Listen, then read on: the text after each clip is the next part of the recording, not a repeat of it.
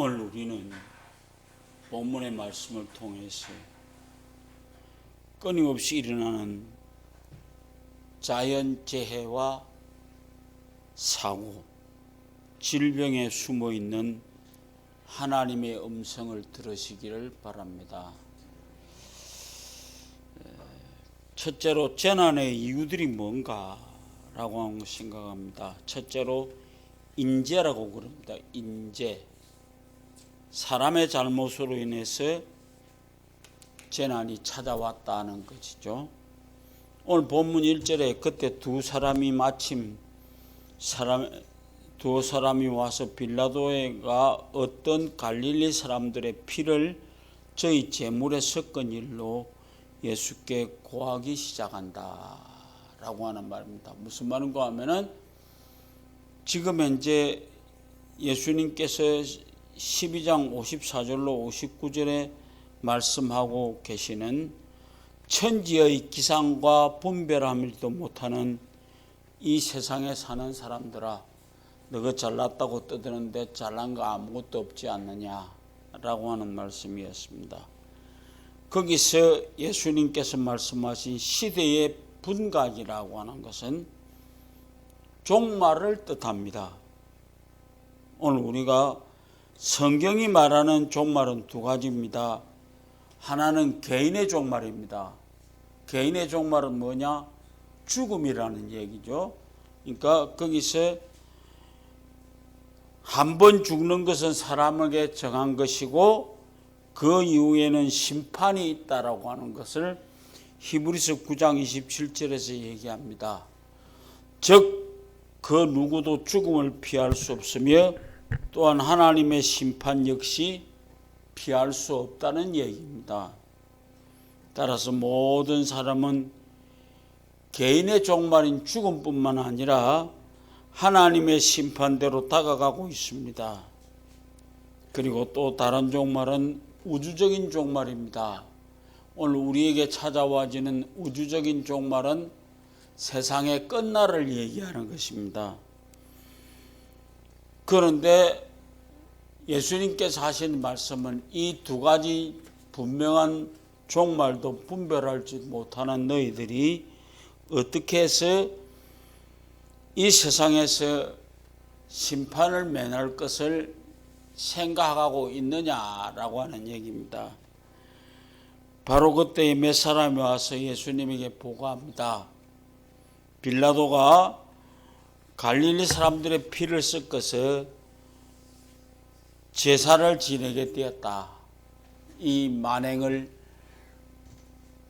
와서 보고하는 것입니다. 오늘 우리 이번에 일어났던 재난을 통해서 오늘 또 우리에게 말씀하시는 하나님의 음성을 듣는 귀를 가지시기를 바랍니다. 하나님은 끊임없이 우리에게 말씀하고 계십니다. 그들이 생각했던 것처럼 세상의 모든 재물 속에 인간이 생각할 수 없는 다른 것을 가지고 제사를 지낸다고 할지라도 거기에서 오늘 우리는 사마리아 사람들이 가졌던 그런 생각이 어떤 것이었는지를 잘 생각해 보라라고 하는 것입니다. 오늘 우리 사마리아와 유대와 이 두 개 지역에 통치를 했는데 그는 부임하자마자 유대인들을 강하게 억압했습니다. 정책을 펴고 그 예로 로마의 적대적이었던 열심당원들을 색출하여 처형했습니다. 그의 정책이 얼마나 강력하고 잔인했던지 로마로 소환을 당한 성도들은 이 빌라도가 갈릴리 사람들을 살해한 것을 아마 유대인들의 명절인 수전절에 명절을 지내고 제사를 드리기 위해서 성전에 올라온 갈릴리 사람들이 로마의 통치에 반대했던 갈릴리 지방 민족주의자들이 열심당원이었습니다. 그래서 그들이 제사를 드리던 갈릴리 사람들이 그런 종류의 사람들일 것이라고 오해하여 일어난 사건으로 보입니다. 즉 빌라도는 몇 갈릴리 사람들이 명절을 이용해서 전국에서 와가지고 세계 도처에서 모여든 유대인들을 선동해서 반란을 일으킬까 하여 그것을 초기에 찌라바려고 목적으로 가지고 그러한 만행을 저지른 것입니다. 그러나 이 사건은 유대인들에게 충격과 경악을 겸치 못하게 되었습니다.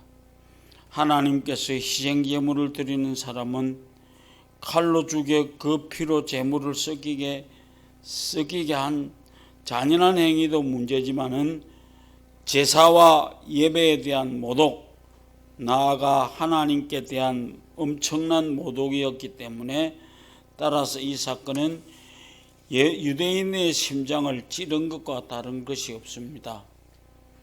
그래서 이 소식을 들은 어떤 유대인들은 충격을 받았고 또 어떤 이들은 도대체 하나님께서 살아계시기나 한 건가 라고 하는 것으로 그들이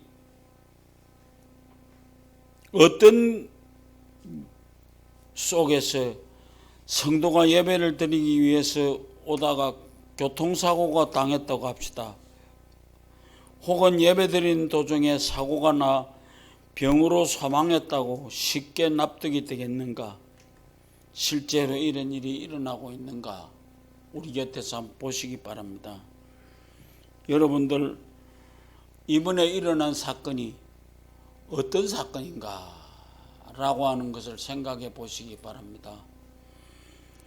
두어 사람이 예수님께 이 일을 말씀드린 이유는 빌라도의 잔인함을 고발하기 위한 것이 아니었습니까? 그보다 빌라도에 의해서 희생당한 사람들이 다른 사람들보다 죄가 많아서 죽었습니까? 아닙니다. 이렇게 당시 사람들은 불행한 일이 당하면 거기에는 분명한 원인이 있다고 생각했습니다. 오늘 나는 이번에 일어난 사건이요, 일어나지 말아야 할 사건입니다. 왜냐? 이번에 일어날 사건이 여러분 잘 알다시피 무엇을 위해서 모였던가 하는 것입니다. 요새 젊은 아들이 생각하는 것 자체가 우리가 생각하는 것보다 다릅니다. 그래서 그들은 지금 이번에 모였던 이 일을 통해서 저기 할로윈데이인가 그게 제2의 크리스마스라고 생각하면서 모이는 것입니다. 그런데 그거는 아닙니다. 우리가 잘 알다시피 이 마틴 루터가 많은 구신들을 모아갖고 한꺼번에 처리했던 것이 이 할로윈데이입니다. 뭐냐면 10월 31일 날 무엇이 일어났죠? 종교개혁이 일어났습니다. 그러니까 그때 많은 구신들을 잡아서 다 처리한 것이 바로 문제가 되어졌다라고 하는 것입니다. 그래서 그들은 지금 그때 죽었던 구신들을 불러 모아갖고 뭔가 해보겠다라고 하는 그런 엄청난 일을 생각했습니다. 그게 할로윈데이입니다. 잘 알고 할로윈데이를 지나시기 바랍니다. 오늘 우리들이 생각하는 것하고 다른 것이 바로 이 할로윈데이입니다. 그래서 오늘 우리는 우리를 중심으로 해서 일어나는 인재가 바로 오늘 우리 일어났던 할로윈데이입니다. 둘째는 천재입니다. 실제로 일어났던 사건을 얘기하시는데 실로암 망대가 무너져서 치여 죽었던 8사람이 예루살렘에 거한 다른 사람보다 죄가 더 있는 줄 아느냐라고 하는 얘기를 4절에 합니다. 갈릴리 사람들이 비참하게 살해당한 것은 인위적이고 고의적인 사건이라면 예수님께서 언급하신 사건은 도발적이고 자연적인 사건입니다. 실로암 망대는 예루살렘 성의 동남성 밖에 있었는데 그 옆에는 실로암 연못이 있었습니다.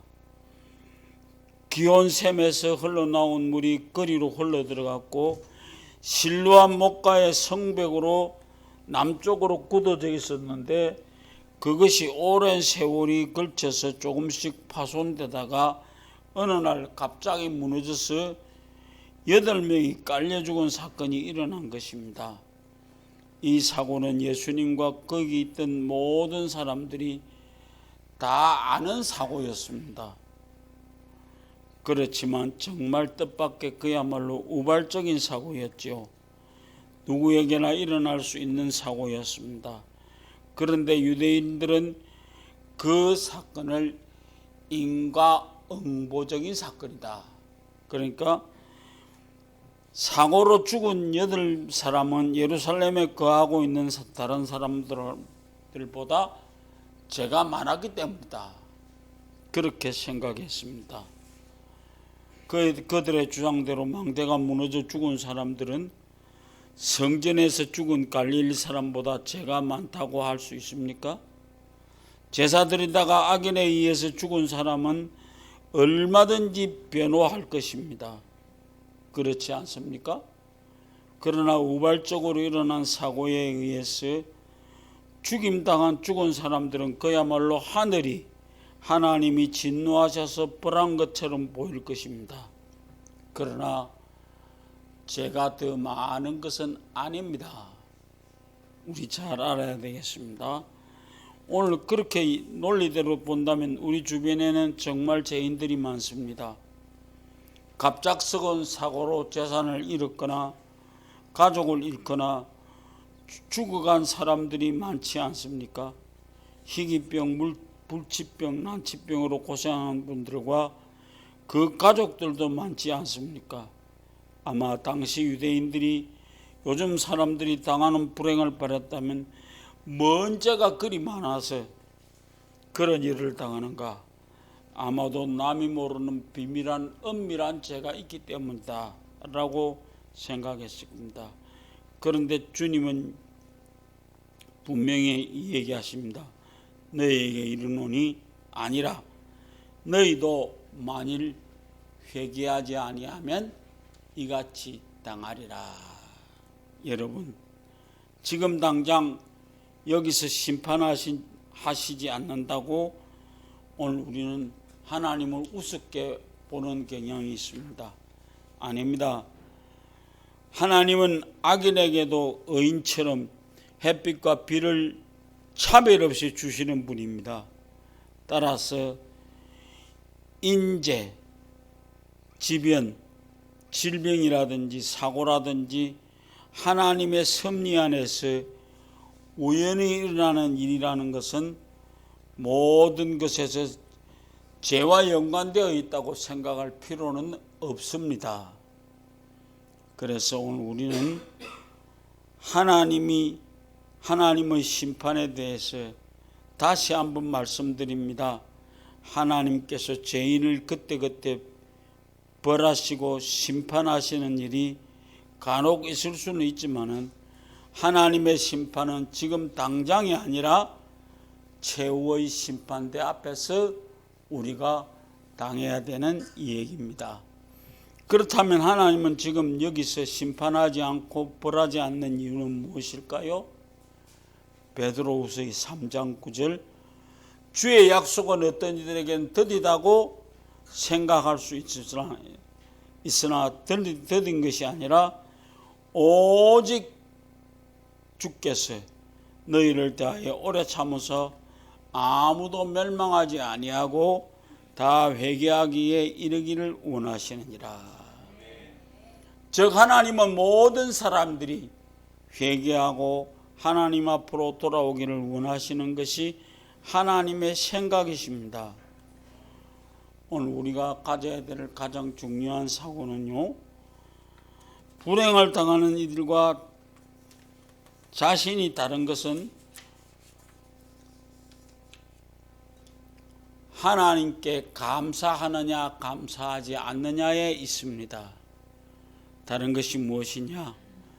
회개할 기회를 갖고 있다는 점이 다릅니다. 바로 회개할 기회를 가지는 것이 감사할 제목입니다. 깨달아야 할 것은 회개하지 않은 이들보다 더 불행해질 수 있다는 것입니다. 즉 다른 이들의 불행은 자신을 살펴 회개할 기회인데 그것마저 놓치면 그들보다 더 불행한 뉴스의 주인공이 될 수 있습니다. 마지막으로 회개해야만 합니다. 회개가 무언가요? 회개는 뉘우쳐 고친다는 뜻입니다.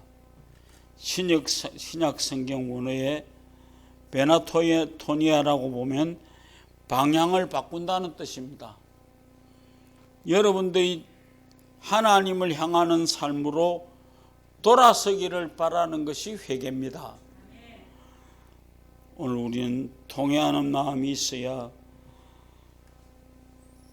거기에 감정과 정열적인 것이 동반됩니다. 그래서 오늘 우리는 분명한 것 하나는 참된 회개는 그 고통이 얼마나 심한지는 모릅니다.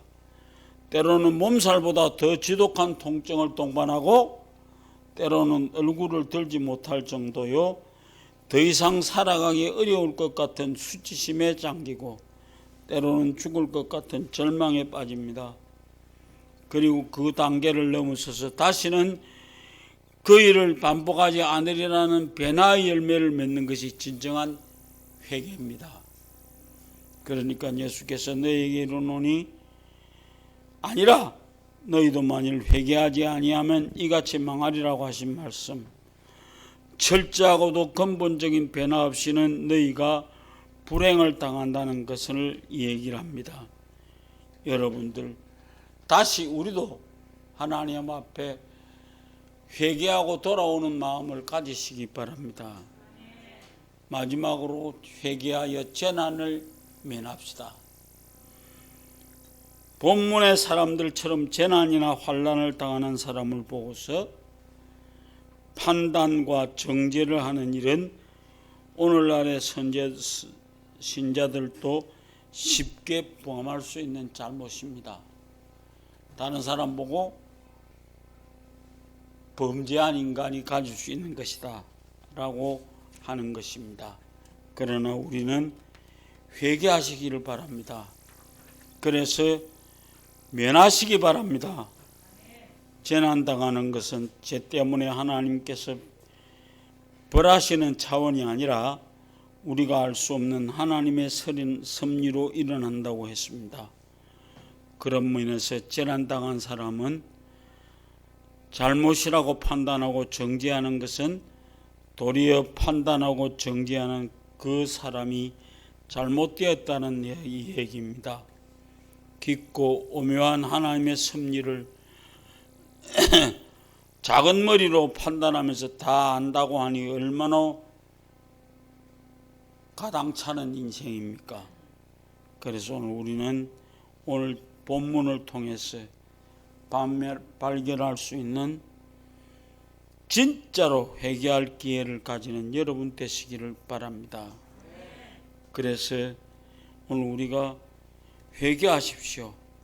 마지막 기회인 줄 알고 회개할 줄 아는 심령을 가지는 여러분 되셔서 언제 죽을지도 정확하게 모르는 우리가 하나님의 은혜에 감사하며 살아갈 수 있는 이번 재난을 통해서 말씀하시는 하나님의 말씀을 들을 수 있는 아름다운 길을 가지는 여러분 되시기를 주의 이름으로 부탁을 드립니다. 아멘.